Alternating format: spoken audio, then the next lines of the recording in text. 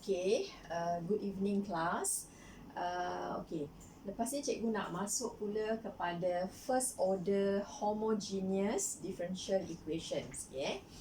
Yang kita dah belajar sebelum ni ialah first order differential equation with separable variables, yang mana kita ada dia dalam form dy dx sama dengan fx kemudian darabkan dengan gy, where we can separate y dy and x dx. Then after that kita akan integrate. Okay. Kemudian kita ada juga first order linear differential equation, okay, yang mana kita ada dia dalam form of dy dx kemudian tambah py equal q, okay, yang mana p and q are two functions of x. Okay. So dalam yang linear ini kita tak boleh nak separate and integrate. So kita ada method lain untuk solve, iaitu finding the integrating factor and so on. Okay. Jadi kita akan beralih pula kepada first order homogeneous differential equation ini.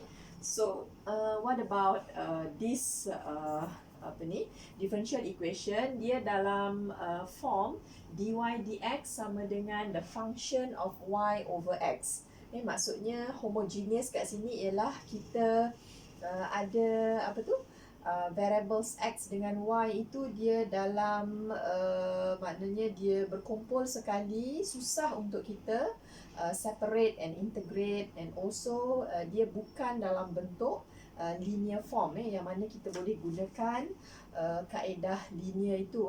Jadi kalau katakan contohnya macam kita ada differential equation macam ni, dy dx sama dengan x kuasa 2 tambah y kuasa 2 per x squared. Okay. Not in the linear form and also not in the form of separable variable, ataupun yang begini.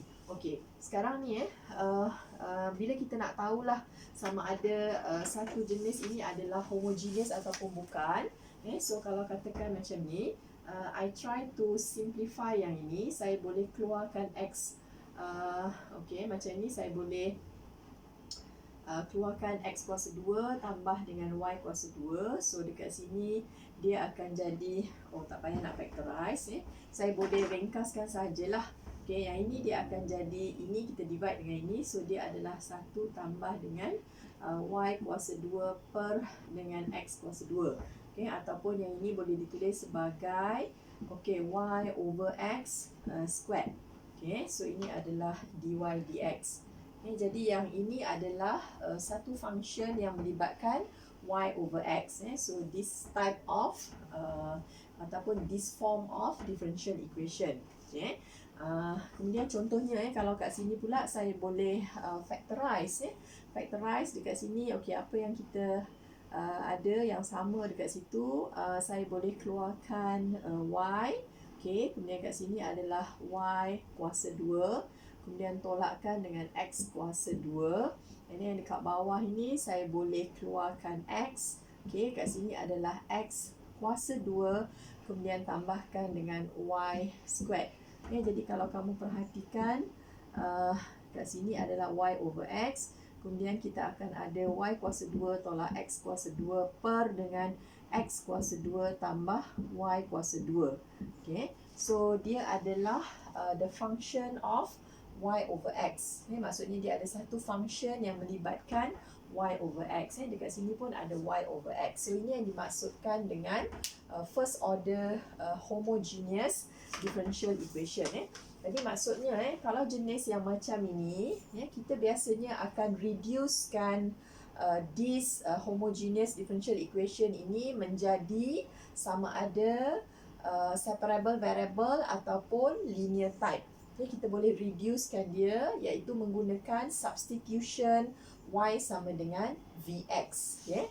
Jadi kita akan ada kaedahnya lah. Kaedahnya ialah kita akan menggunakan substitution, menggunakan gantian y sama dengan vx. Okay. Ini satu gantiannya lah. So bila kita ada gantian y sama dengan vx, the next step will be kita akan differentiate with respect to x. So kalau saya differentiate implicitly di sini, so saya akan dapat dy dx sama dengan yang ini kita akan menggunakan product rule. So saya kekalkan v, saya bezakan x dekat sini dapat 1. Kemudian saya kekalkan x, saya bezakan v terhadap x, so saya akan dapat dv dx lah. Okey. Jadi yang ini adalah persamaan kedua. Jadi persamaan pertama dan kedua ini kita akan gantikan ke dalam persamaan homogeneous yang asal itu, supaya nanti kita boleh reduce dia kepada sama ada the separable variable type ataupun linear type. Jadi daripada substitution ini kita akan buat dia punya implicit differentiation dan dua-duanya akan digantikan. So yang ini dia akan jadi dy dx sama dengan v tambah dengan x dv dx. So both will be used. So yang ini kita akan yang di sini kita akan gunakan untuk menggantikan dy dx. Manakala y sama dengan vx akan menggantikan tempat y di sinilah ataupun yang ini. So yang cikgu terangkan yang ke atas ni tadi just how to identify whether satu differential equation tu adalah jenis homogeneous ataupun bukan. Jadi tapi biasanya kalau dalam exam, dalam peperiksaan, biasanya dalam soalan tu dia dah nyatakanlah by using the substitution of y sama dengan vx and reduce this differential equation into linear type or whatsoever. Jadi bila kata dia minta awak gunakan gantian y sama dengan vx, maksudnya differential equation yang asal tu adalah jenis homogeneous. Okay, so ini adalah tadi contoh-contoh homogeneous, dan nanti kita akan tengok kepada soalan macam mana kita nak menggunakan gantian itu untuk solve the homogeneous differential equation. Okay.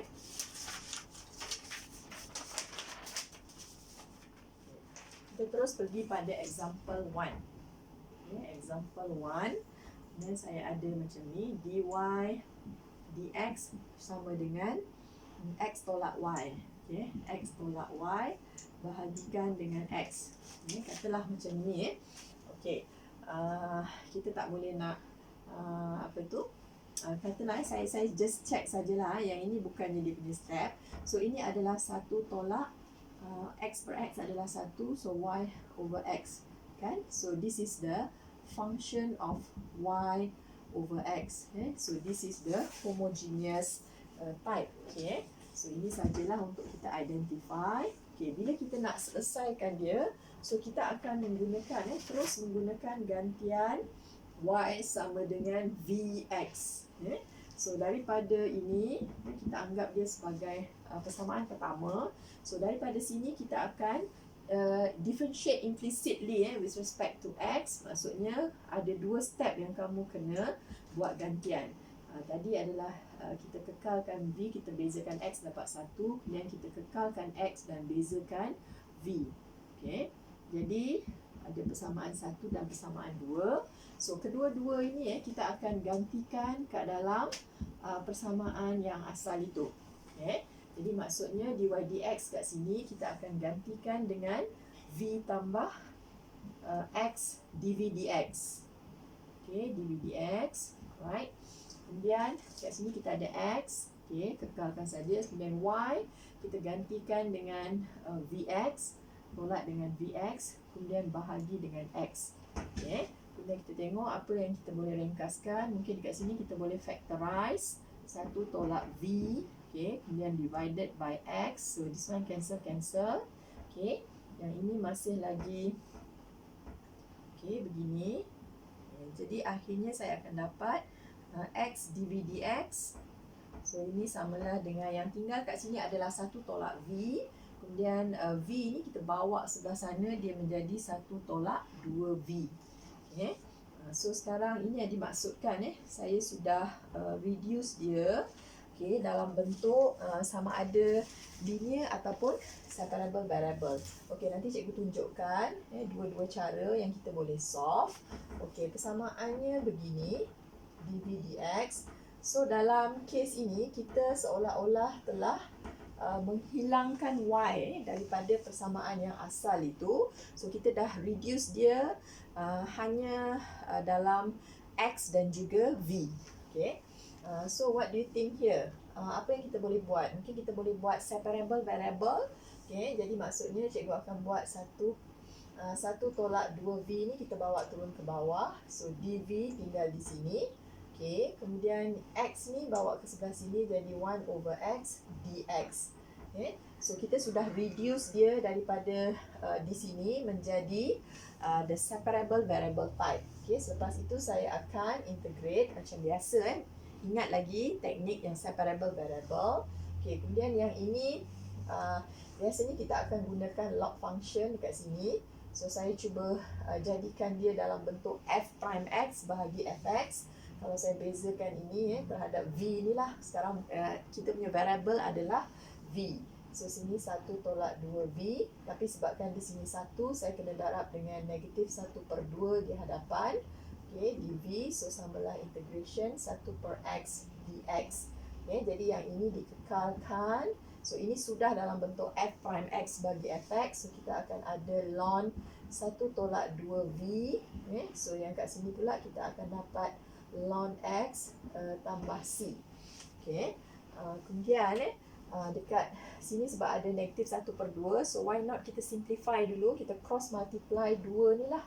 Okay. So negatif ln 1 tolak 2v ni. So samalah dengan 2 ln x. Kemudian ini 2C tu sebab C tu is a constant, 2 juga adalah constant, maka kita boleh tulis sahaja dia sebagai mungkin kita boleh tulis sebagai B. And then that B also can be written as ln A. So saya tulis 2C ni, katalah saya tulis sebagai ln A sebab saya ada sebutan ln on each side. Setiap satu term itu memang ada ln. So why not 2C ni tadi saya tulis terus sebagai ln A. Okay. Kemudian saya akan cuba gabungkan. Okay, sebab sini ada tolak ni kita. Okay, saya jadikan dia sebagai 2 ln x. Okay, bawa ke sebelah sini. So sini tambah dengan ln 1 tolak 2v ni. So bolehlah kita just tulis itu sebagai ln A. Okay. Ln A, yang penting yang inilah yang kena betul lah dia punya tanda kan. Okay, kalau saya bawa sebelah sini, yang itu negatif ln A tak apalah, kita boleh tulis saja sebagai ln A sebab dia adalah constant. Okay, kemudian dekat sini saya boleh tulis dia sebagai hasil darab. 2 ni kita boleh bawa ke sini jadi x kuasa 2. So dia adalah x kuasa 2 didarab sebabkan tambah. So gunakan hukum log. Jadi darab 1 tolak 2v. Okay, so ini adalah sama dengan ln A. Okay, since both sides got ln, okay, so we can simply assume that yang ini sama dengan beginilah. Okay, biasanya kita nak jadikan y sebagai tajuk kan. Okay, jadi maksudnya 1 tolak 2v itu adalah a per dengan x kuasa 2. Okay, kemudian 2v saya jadikan v sebagai tajuk. So 2v adalah 1 tolak dengan a per dengan x kuasa 2. Okay. Kemudian okay. 2v. Okay. So sekarang v saya tu adalah 1/2 tolak dengan semua kedua-duanya saya bahagikan dengan 2. 2x kuasa 2. So finally kita berbalik kepada y. Okay, since our v is y adalah vx. Okay, so maksudnya daripada sini v itu adalah y over x. Okay, so saya gantikan balik menjadi y over x. Okay, samalah dengan 1/2 tolak dengan a per dengan 2x kuasa 2. Okay, then finally jadikan y sahaja sebagai tajuk. Okay, so kita akan darabkan x dengan kedua-duanya. So maksudnya saya boleh jadikan beginilah, x tolak dengan ax per dengan 2x squared. Jadi saya boleh ringkaskan yang ini adalah 1/2 boleh diletak kat luar kan. Kemudian kat sini kita akan ada x tolak dengan a. Yang ini bila kita dah ringkaskan dia akan jadi a over x lah kan. A over 2x. So since 2 taken out already, so yang ini adalah A bahagikan dengan X. Okey, jadi kita akan dapat 1/2 X tolak A over X. So this is the general solution of the homogeneous differential equation. Okey, ini satu cara lah kita menggunakan kaedah separable variable. Separable variable. Right, sekarang ni cikgu cuba nak tunjukkan step yang mula-mula ini masih sama. Step yang mula-mula masih sama. Jadi maksudnya gantian and so on ini sama sahaja. So katakan sampai di sini, bila kita dah reduce sahaja menjadi this form, maksudnya X dx dan V dv, kita akan menggunakan kaedah separable variable untuk dapatkan general solution. Tapi kalau katakan daripada sini pun, kita masih juga boleh menggunakan kaedah linear untuk dapatkan what we call that, the general solution. Jadi katalah so daripada sini sekarang kamu boleh buat perbandingan lah. Cikgu cuba buat dengan method. So untuk yang gantian tadi semua sama. So kita bermula daripada sini 1 tolak 2V tadi. Okey. Sekarang ni saya cuba untuk gunakan linear method. So X dV dx. Sekejap cikgu tengok sama ada cikgu boleh gunakan linear method ataupun tidak. Okay, yang ini sama dengan 1. Okay. Jadi sebabkan dekat sini ada X, so kita andaikan yang ini sebagai dy dx lah. So andaikan V itu sebagai Y kita last time. Okay. Jadi kalau katakan perkali bagi dy dx tak sama dengan 1 last time kan, kita akan divide kan dengan X. So samalah. Yang ini saya divide dengan X everything. So saya akan dapat dv dx tambah dengan 2/X. Dan kita darabkan dengan V. So yang ini adalah 1/X. Jadi kamu bayangkan dia sudah dalam form yang last time itu, yang linear form, dy dx, kemudian tambah P, kemudian sini ada Y, so sini ada Q. So bila kita bandingkan dengan ini, so sekarang V kita tu adalah Y tadi. Jadi maksudnya saya akan ada P itu adalah 2/X, manakala Q saya tu adalah 1/X. And then I'm going to find out the integrating factor, iaitu E integration of P dx. Masukkan yang itu. So ini adalah E. Hasil integration ini adalah 2 ln X. 2 ln X, tak payah tulis tambah C. So kat sini kita akan ada E kuasa ln X kuasa 2. So E kuasa ln hapus. So kita akan dapat X kuasa 2. So this is the integrating factor kita. Okey, kemudian yang ini tadi kita padam dulu. Harap kamu dah salin lah yang menggunakan separable variable tadi. So sekarang cikgu cuba nak gunakan linear method. Linear method. Saya dah cari dah dia punya integrating factor, which is X squared. Jadi maksudnya daripada inilah persamaan satu saya tadi, saya akan darabkan dengan integrating factor. Jadi boleh ingat balik yang linear method. So saya ambil X kuasa 2 dv dx. Kemudian tambahkan, kat sini ada 2/X. Kemudian ada V. Jadi saya perlu darabkan dia dengan X squared. Kemudian yang ini ada 1/X. Kemudian saya darabkan dengan X kuasa 2.